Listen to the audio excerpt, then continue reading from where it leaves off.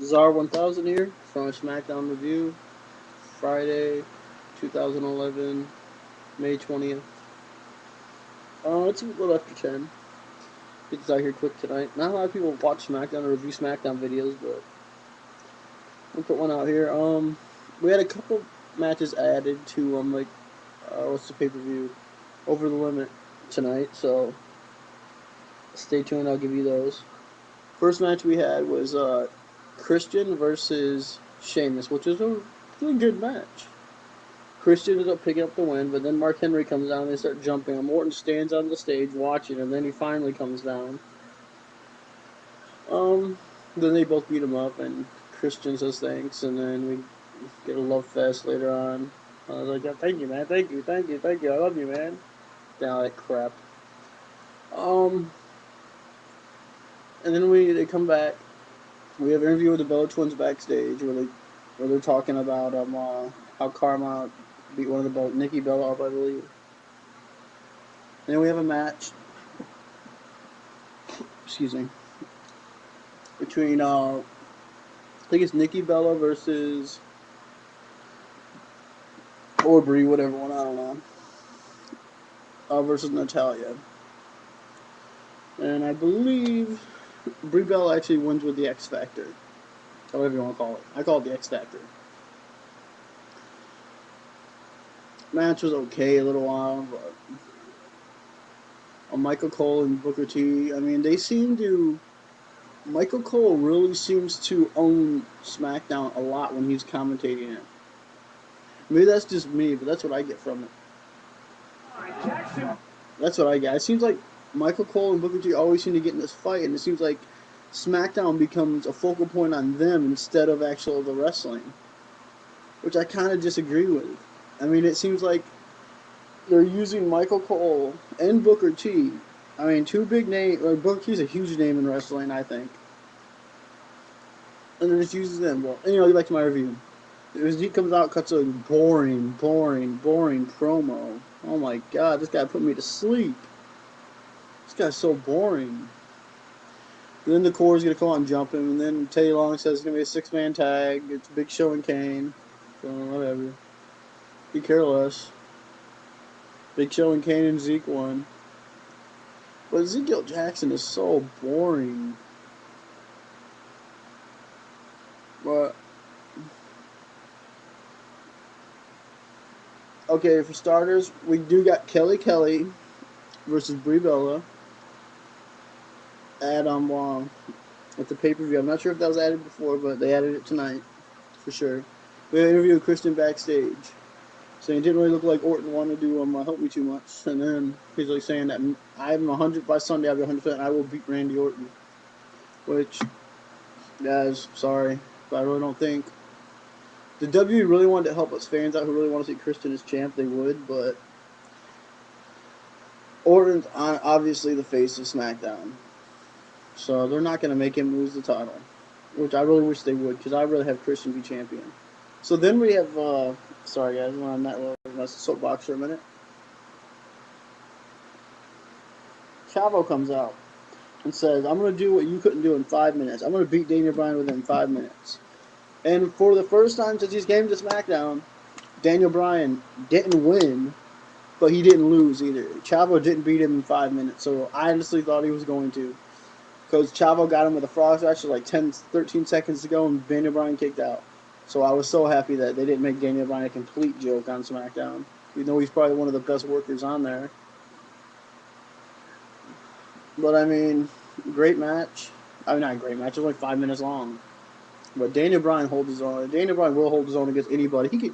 He could go. Daniel Bryan could go toe to toe with Randy Orton. Daniel Bryan could beat Randy Orton. Daniel Bryan can beat anybody in the WWE. I don't care who you put him in the ring against. He'll have a great match with him. You could have freaking Shawn Michaels and Daniel Bryan would be an unbelievable match. I mean, Orton, Cena, all of them would be great matches. If the WWE would take the time to invest in him, but they won't. There's going to be a mid-carder, which is bullcrap. Like I said, Chavo ended up winning. Or not really winning.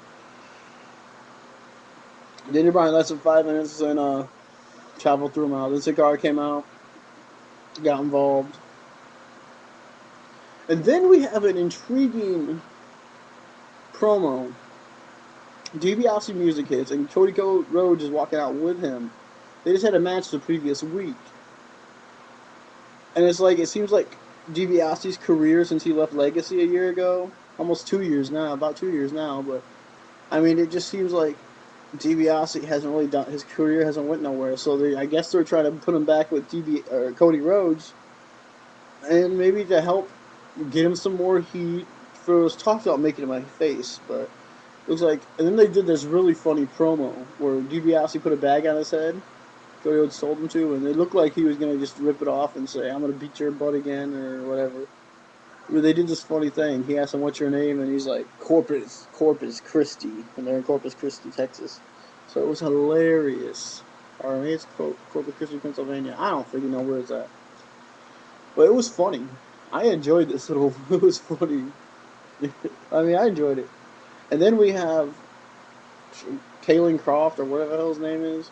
Trent Beretta. I don't know his name, but this guy sucks. He's a superstar wrestler, but he got 30 seconds against DiBiase, and DiBiase just destroyed him.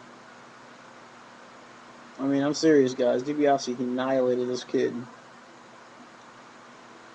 I mean, it was up and down, but DiBiase gave him the dream shit, and it was over. And they put the bag on his head. When we see a promo for What I Am, or That's How I Am, I don't know. It's a new movie. Then we see a promo for the main event, which is Mark Henry vs. Orton. Oh, it's going to be Sin Cara versus Chavo at Over the Limit. We have Khali come out, take on one of the Usos. Then Jinder Mahal comes out and yells some word in Indian language, whatever you call it, Indio or whatever. And then, that's pretty boring. Then Khali went off on him, so I guess they're going to start a feud there. It does look like the W's trying to build their tag teams back up. We have a match between Orton and Henry now. And then Sheamus comes out, disqualification. And then Christian waits, and then he, kind of funny, then he comes down and helps him, and they beat him up, stand tall, shake hands, thank you, and then it goes off. So that was pretty much it. That was the review. So yeah, I really don't think Christian's going to win, which I really think he should. But I like Christian as champ. But tonight, SmackDown was okay. It wasn't great, it wasn't horrible. Anytime I get to see Daniel Bryan wrestle, I'm happy. So he didn't lose, so I was really happy. Which we all know Daniel Bryan should be a champion. But I would love to see Daniel Bryan feuding with the Core, or even teaming with the Core, because he came in with that original group. And what you gonna do? It was a good show. It was entertaining for a couple. I was entertained for a few hours. I liked it. Yeah, it was good. But I want to say something real quick. I said this in a Macho Man video up, but in case you didn't see it, you're just watching the SmackDown review. The legendary and should have been a Hall of Famer Randy Macho Man Savage step into a Slim Jim. Oh yeah, brother. He died today. He had a heart attack, and then he wrecked his car and hit a tree. His wife was in the passenger seat. She had minor injuries, but really sad news is Macho Man died Friday morning, I believe. So it's really sad to hear, and there's been a lot of tweets out there. Twitter's been crazy with Macho Man. I mean, all day long. I mean, Hogan sent out messages, he'll be missed, and there's been The Rock sent out a message about Macho Man. I mean, John Cena. I mean, TNA guys, WE guys. I mean, everyone just so sad. And Jay Lethal, one of the biggest Macho Man fans you'll ever see.